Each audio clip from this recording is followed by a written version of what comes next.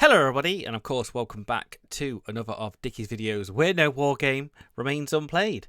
And of course I'm taking this occasion to have another go at Let's Take a Look, that chance where we sit there, look at upcoming war games, upcoming dev developments, and etc etc. And of course, you know what, I did mention in my last video that of course I would bring some great people, some legends, as some would say, and I've brought Ben from, of course, Explorminate, and of course his own YouTube channel, Battle Mode. Do you want to say hello, Ben?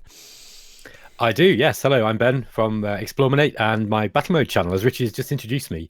So thank you very much for having me, Richard. It's all right, I really wanted you to come, but also please check the link below to the Explorminate channel, the 4X gaming channel, which is a massive, and I cannot say how fantastic it is, the website, but also the YouTube channel. But also check Battle Mode's YouTube channel out, because actually it is about a lot of the content we're about to talk about. So today, ladies and gentlemen, we are going to talk about the, I would say, banging new DLC coming out for Shadow Empire, and I know Ben is a big fan of Shadow Empires, and it's bringing Vic. You know, I played a lot of defensive campaigns and the Ardennes, and of course Shadow Empires, and you know this of course announcement, I'd say, of Oceania, or Ocean, as he said in the interview. I will let you know I did take a couple of snips off the wargaming how video, so I've taken a couple of snips off the images we're going to look at today, and see what we think. But yeah, really looking forward to it. What do you think, Ben, to it? What was your reactions when I told you the other day on Friday? Well, I went ahead and I watched the interview that Vic did, and he was just sort of discussing the DLC. And I'm excited for it. You know me, I'm a massive Shadow Empire fan. I've been playing it since before it was released, and I've been, I'm just really invested in the game. Just full disclosure as well, my name is actually on the credits because I helped him out with some sound effects. So just take what I say with a grain of salt, okay? Because I actually did a review for Explorminate, but it wasn't until afterwards that I did, I kind of helped Vic out a little bit. So I always have to kind of preface whatever I say about Shadow Empire with, I can't be a journalist on this one, I'm afraid, because I've got some conflict of interest. But just from my personal opinion, and I don't have anything to do, by the way, with the game development other than just a couple of sound effects that I did. So other than that, I'm dead excited. I've been waiting for Ocean Planets for ages. Ever since Vic dropped the information about it, I've just been super hyped about it, because I just think it's going to add another element to what is already an extremely all-encompassing game. I've got to say, I'm really Shadow Empires is such a deep game, and I play it and I learn something new every time. And I've got to say, the planets. I mean, I love sci-fi, and adding that I think it's an extra 5-6 planets with ocean type themes to them, and the like Fontus, Proteus, Thessalius, or something like that, and Gaia, I think it is on the website. But I'd be interested to know if Vic actually has done like research into, is this actually a real world thing that is translated into Shadow Empire, or just something that's just made up? Do you know that, Ben, or not? My understanding from the interview you did with him was that he went into the development of Shadow Empire really very deeply concerned with trying to make accurate representations of how planets would form. So he spent ages learning how to do, I forget what the name is now, but the science of how planets are formed. He actually went and he bought textbooks on it and went through it. So he's really tried to make it accurate, and that's why the planet generator in Shadow Empire is so good. So yeah, we've got the Gaia planet class, Thalassa planet class, Proteus, Fontus, and then he's got some other extra mechanics that he's actually brought into this new DLC in order to allow players to navigate these ocean worlds as well. Yeah, I've got to say that we were just talking about before we started recording this was about how naval combat would be implemented into Shadow Empires, and it's gone from land to air and now to sea. Yeah, and it's interesting because I think the Air Force stuff took a little while for the AI to kind of learn how to use, and I'll be honest with you, even in the games that I've played, I've yet to see the AI really kind of fully bring on like a massive Air Force. Now, It might be that I've just not played it enough since that AI update came in, but I've not heard anyone else really complaining about it in a big way. So my main concern with stuff like this is, can the AI make use of all these new tools that it's got? And I think that's going to be, for me personally, that's going to be the big test of how successful this will be, at least on the single player side. When it comes to multiplayer, obviously players have got brains, and so that's a little bit of a, yeah, it's more of a concern for single player.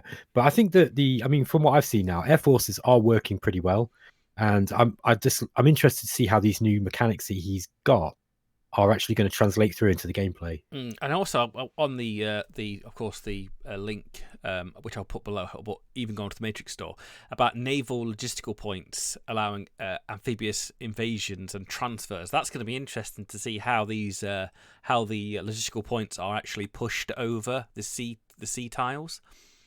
I wonder if it will work in the same way as we got with the air bridges. Now they work really well. So you can build in for those who don't know, in the Air Force patch basically enabled you to build aircraft that had cargo space, and then you can set up an air bridge.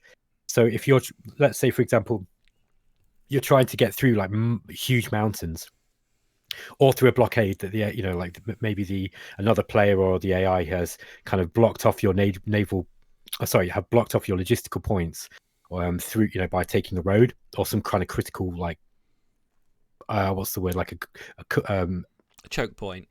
Choke point, that's what I'm looking for. And yeah, you can actually set up an air bridge, so you like select 2 points. So I imagine it's going to be pretty much this. I imagine it's going to be similar to the air bridge. I don't know, I'm just guessing that's what it's going to be like, but that works. Once you've figured out how air bridges work, they're not particularly complex, and they work, they're really smooth. They work pretty much in the same way as normal logistics.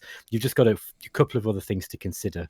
So I think that it'll basically be the same as that, I would expect. I've got to say, I'm really enjoying the couple of snips I actually took off the video, and looking at some of the amount of water. Like it literally is an ocean planet with some of these snips, and how big will it make the game longer? I'm thinking it's a long game as it is, but would it extend the gameplay even more? I mean, to be honest, it's great value as it is. I can imagine just adding. I mean, like I said, from my point of view, I wonder if it's going to be a free DLC or a paid DLC. Even a paid DLC, I'd be on the inclined to buy it still, because of just how good the main game is as it is.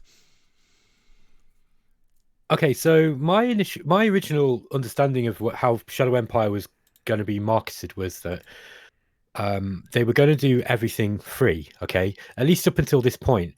I don't know if that's feasible now for them to carry on doing that. I mean, I think Shadow Empire sold very well, and yeah, at least my understanding was that originally that they were going to put out content for Shadow Empire free.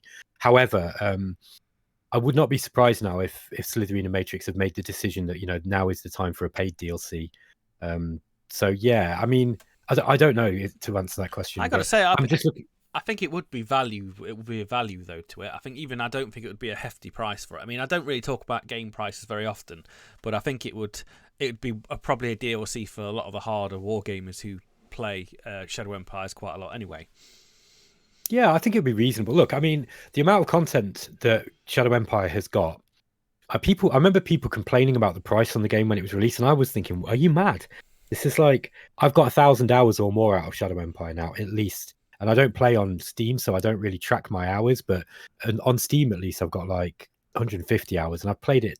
I mostly play it on Matrix, so I've got over 1,000 hours, I'm sure. And I think that for £27 or whatever it costs, I just think that's absolute bargain.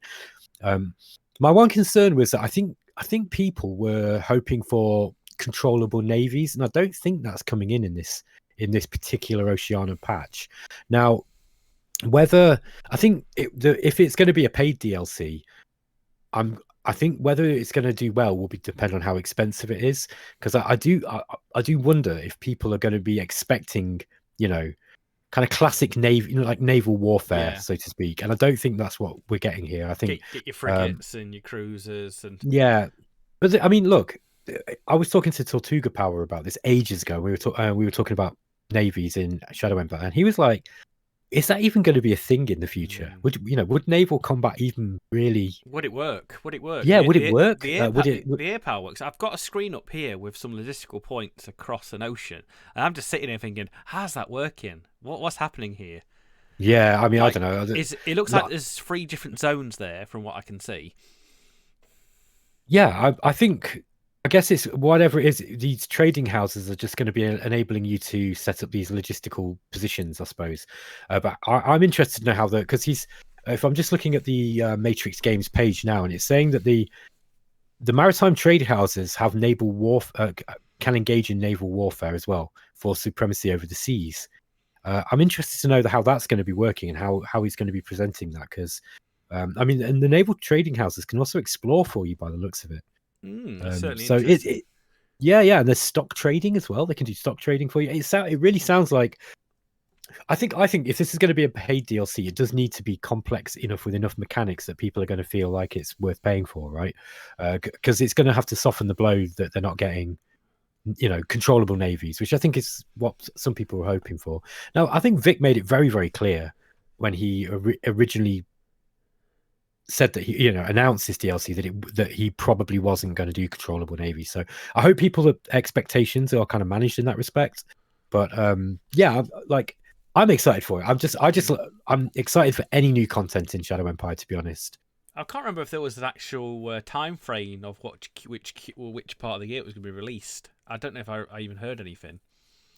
Just that it was I announced. don't remember. I don't remember actually. Mm. I didn't see the original pre-release stream. Yeah. So So he's saying it's coming soon. the ultimate question, Ben, are you looking forward to it? Yeah, I am. Of course I Yeah, am. I think I'm definitely gonna put this on my wish list and be hammering the guys from Slytherin to get any pre-release on this. So I think we're going to stop there, ladies and gentlemen. This has been kind of take a look, and I've of course been here with Ben, like I said, from Explorminate, and of course his channel. These 2 channels are going to be linked below, and like I said, we're going to come back another day with another war game, and of course this is really, really something I'm looking forward to, and I really like war games, and any mass 4X game that the dev look after the game and has such a vested interest, and it just keeps pushing forward. And literally the sky's the limit. And as we know now, the water isn't the limit.